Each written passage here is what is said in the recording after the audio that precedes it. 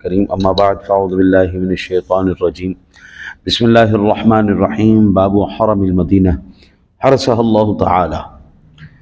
مدینہ منورہ کا حرم اللہ اسے محفوظ رکھے۔ اللہ تعالیٰ نے بعض مقامات ایسے رکھے ہیں اس روئے زمین پر جن کا احترام ہر ایک مسلمان کے اوپر ضروری ہے۔ ان میں سے دو کا میں ذکر کرتا ہوں، ایک ہے بیت اللہ شریف، دوسرا ہے حضور سرور دو عالم صلی اللہ علیہ وسلم کی ذات گرامی کا روضہ انور۔ آپ کا شہر مبارک، یا سادہ لفظوں میں یوں کہہ لیں کہ حضور کے ننیال بھی، حضور کے ددیال بھی، دونوں شہروں کا احترام آپ پر لازم ہے۔ بیت اللہ کا بھی آپ کے اوپر لازم ہے اور مدینہ کا بھی آپ کے اوپر لازم ہے۔ اب اسی سے متعلقہ چند روایات اور احادیث میں آپ کی بارگاہ میں عرض کرتا جاؤں گا۔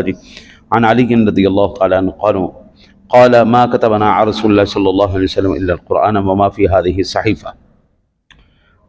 حضرت علی المرتضیٰ شیر خدا کرم اللہ وجہہ الکریم سے یہ روایت ہے، وہ فرماتے ہیں کہ ہم نے رسول اللہ صلی اللہ علیہ وسلم سے سوائے قرآن کے اور اس کے جو اس کتاب میں ہے کچھ اور نہ لکھا۔ آج کا روافظ جو ہے نا، آج کے روافظ، اس پر میں تفصیل سے حدیث پوری کرنے کے بعد میں عرض کروں گا۔ وہ یہ کہتے ہیں کہ حضرت علی المرتضیٰ شیر خدا کو جو حضور نے قرآن دیا تھا وہ اور ہے، جو آج موجود ہے وہ قرآن اور ہے۔ یہ حضرت علی کا اپنا بیان ہے، اور یہ حدیث دونوں، یہ جو ائمہ نے، بڑے ائمہ نے، امام مسلم نے، امام بخاری نے، دونوں نے اس روایت کو نقل کیا ہے۔ وہ فرماتے ہیں کہ ہم نے قرآن کے اندر اس کے سوا کچھ نہیں رکھا جو ہمیں حضور نے لکھوایا۔ یہ نہیں کہ آدھا چھپا لیا تھا اور آدھا دکھا دیا تھا، نہیں۔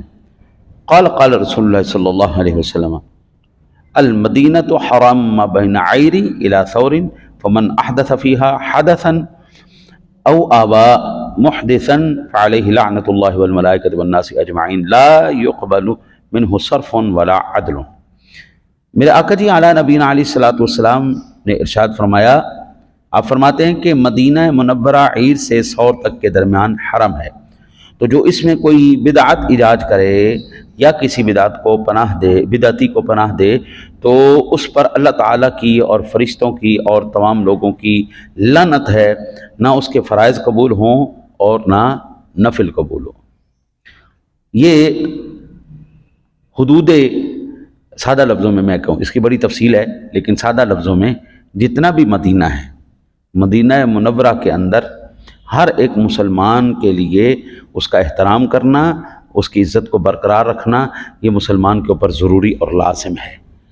جو اس کے اندر کوئی نئی بدعت ایجاد کرے گا اور وہ اللہ تعالیٰ کی لعنت کا، فرشتوں کی اور تمام انسانیت کی لعنت کا مستحق ہے، اس پر اللہ کی لعنت، اس کے فرشتوں کی لعنت، تمام لعنت کرنے والوں کی لعنت ہے، اس کی کوئی فرض قبول نہیں، کوئی اس کا نفل قبول نہیں۔ فرمایا ذمۃ المسلمین واحدۃ یسعی بها ادناہم فمن احقر مسلما فعلیہ لعنۃ اللہ والملائکۃ والناس اجمعین لا يقبل منہ صرف ولا عدل۔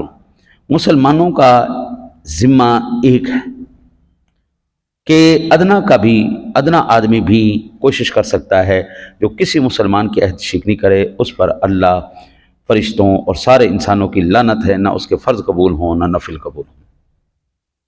ایک ادنا مسلمان بھی کسی کو پناہ دے گا تو اس کی پناہ کو تسلیم کیا جائے گا۔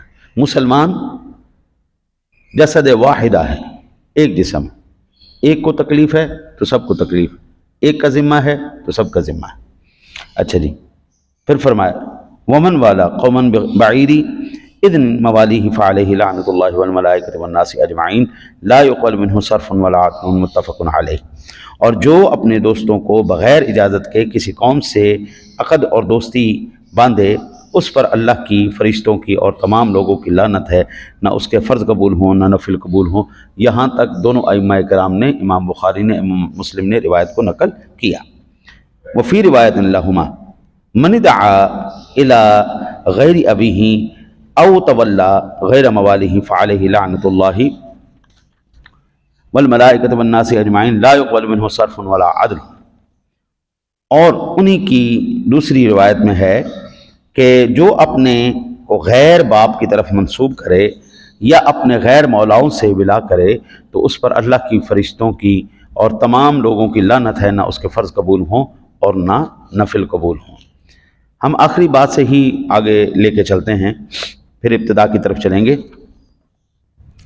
آج کل نا جی پیسہ آنے کے بعد سب سے جو خطرناک چیز ہمارے سامنے آ رہی ہے وہ ہے اپنا نسب تبدیل کرنا، اپنا خاندان تبدیل کرنا۔ اللہ تعالیٰ نے جس نسب میں، جس نسل میں، جس خاندان میں، جس قبیلے میں آپ کو پیدا کیا ہے وہ میرا رب جانتا ہے، وہ بالکل بہترین۔ آج کل غیر سید وہ سید بنے پھرے، غیر سید سید بن رہے، جو قریشی نہیں وہ قریشی بن رہے، جو راجپوت نہیں وہ راجپوت بن رہے، جو چودھری نہیں وہ چودھری بن رہے۔ پیسہ آنے کے بعد سب سے پہلے جی وہ سب سے پہلے کہتے ہیں جی ہم تو جدی پشتی امیر ہیں جی، ہماری تو نسلیں امیر تھیں، دادے پردادے تو اسی امیر آ رہے ہیں جی۔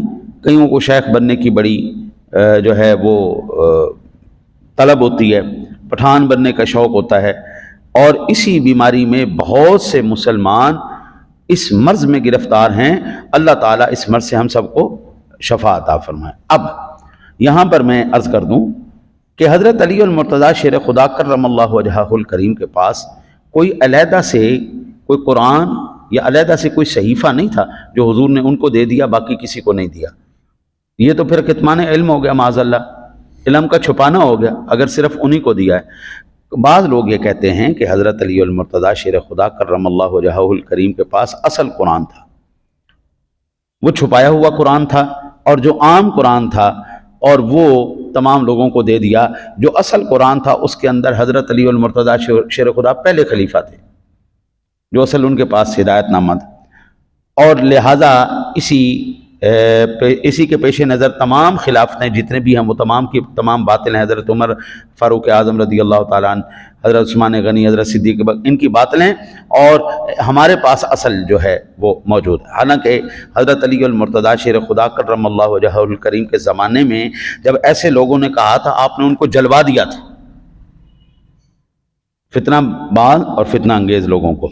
اچھا جی، البتہ اس وقت سے ہلکی ہلکی چنگاری سلگتی رہی، اور آج کل ہمارے جو اس ملک پاکستان کے اندر ہے یہ چنگاری بہت زیادہ بھڑک اٹھی ہے۔ آج لوگ اصلی نسلی سچے سچے سنی خاندانوں سے بچے ایسے نکل رہے ہیں جو اس بات کو تسلیم نہیں کرتے کہ حضرت صدیق اکبر کی، فاروق اعظم کی، عثمان غنی کی جو خلافت تھی وہ برحق تھی، وہ سیدھا حضرت علی کو کہتے جی وہ خلیفہ بلا فصل ہے۔ مجھے بڑی حیرانگی ہوتی ہے کہ سال ہا سال گزر جانے کے بعد تسلسل کیسے برقرار رہے گا۔ وہ کہتے ہیں جی کہ وہ جتنے بھی خلیفہ گزرے ہیں وہ تمام کے تمام حکومتی خلیفہ تھے، تمام کے تمام حکومتی خلفاء تھے، لیکن اصل خلافت جو ہے وہ حضرت علی کے پاس تھی۔ بڑے تعجب کی بات ہے، حیرانگی کی بات ہے، حضرت علی المرتضیٰ شیر خدا فاتح خیبر،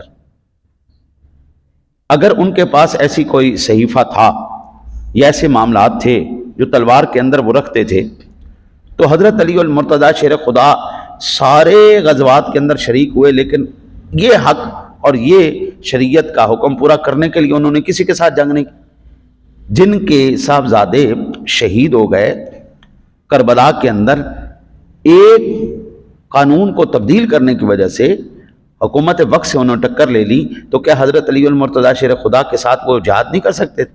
بڑے تعجب کی بات ہے۔ حضرت علی کے پاس ایک صحیفہ ہوتا تھا، صحیفے سے مراد ایک ورقہ تھا جو آپ اپنی تلوار کی نیام میں رکھتے تھے، اس کے اندر شرعی احکام تھے، اور یہ نہیں کہ انہوں نے ساری زندگی ان کو چھپایا، وہ پڑھ کے بھی سنایا، دکھایا بھی اور سناتے بھی تھے۔ اور اسی طرح حضرت علی المرتضیٰ شیر خدا کرم اللہ وجہہ الکریم کی ذات گرامی نے۔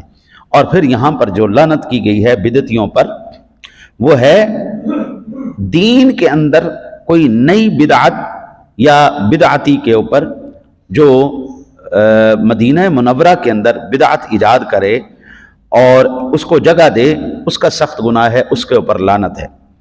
بعض اس کو مطلقاً ہم نہیں کہہ سکتے کہ یہ جو ہے نا مطلقاً حکم اسی طرح نہیں، جو دین کے اندر جیسے روافظ نے، خوارج نے، وہابیت نے، اور انہوں نے جو غیر فطری جو معاملات کیے ہیں بدعتوں کے، ہاں جی، ان کے اوپر لعنت ہے۔ اب بعض بدعتیں تو فرض ہیں، جیسے میں آپ کو عرض کروں، حضور سرور دو عالم صلی اللہ علیہ وسلم کے زمانہ اقدس کے اندر قرآن پاک اس طرح نہیں تھا جس طرح آج ہمارے پاس موجود ہے، اگرچہ یہ بدعت ہے لیکن بالکل ٹھیک ہے۔ کتب احادیث حضور کے زمانے میں نہ بخاری تھی، نہ مسلم تھی، نہ ابو داؤد تھی، نہ نسائی تھی، نہ ترمذی تھی، نہ ابن ماجہ تھی، نہ مسند امام، کوئی حدیث کی کتاب نہیں تھی۔ اگرچہ یہ نیا کام ہے لیکن یہ بالکل ٹھیک ہے، بالکل جائز ہے اور باعث اجر و ثواب۔ کوئی آج یہ نہیں کہتا کہ بخاری شریف سے لے کر جتنی بھی سیاستہ کے کتب ہیں، سیاستہ کے علاوہ جتنی بھی احادیث کی کتب ہیں، وہ پڑھنا گناہ اور بدعت ہے۔ اگرچہ حضور کے زمانے میں یہ نہیں تھی، صدیق اکبر کے زمانے میں نہیں تھی، چاروں خلفاء کے زمانے میں نہیں تھی، تابعین کے زمانے میں نہیں تھی، یہ بعد میں آئیں۔ 200 سال کے بعد جا کے امام بخاری پیدا ہو رہے ہیں، پھر یہ بخاری شریف آ رہی ہے، پھر اس کے بعد ساری کتابیں آ رہی۔ قرآن پاک کا جمع کرنا، احادیث کا جمع کرنا، قرآن پاک کو 30 پاروں کے اندر تقسیم کرنا، اگرچہ یہ نیا کام ہے لیکن یہ گناہ کا کام نہیں ہے، ٹھیک ہے نا جی۔ اسی طرح دیگر فقہ کا علم فقہ ہے، اگر یہ مرتب نہ کیا جائے تو پھر علماء کیسے بنیں؟ تو علوم فقہ وغیرہ کا یہ جو ہے یہ بدعت کی تعریف میں نہیں آئے گا، کیونکہ اس سے دین کے اندر کوئی نئی ایجاد نہیں ہوئی بلکہ دین کو تقویت حاصل ہوئی ہے۔ ٹھیک ہو گیا جی۔ باقی اللہ تعالیٰ کرم کرے گا تو انشاءاللہ اس پر پھر میں عرض کروں گا۔ اللہ تعالیٰ سے دعا ہے اللہ تعالیٰ اپنے حبیب کے صدقہ آپ سرکار کے فرمان سن کر ہمیں اس پر عمل کی توفیق نصیب فرمائے۔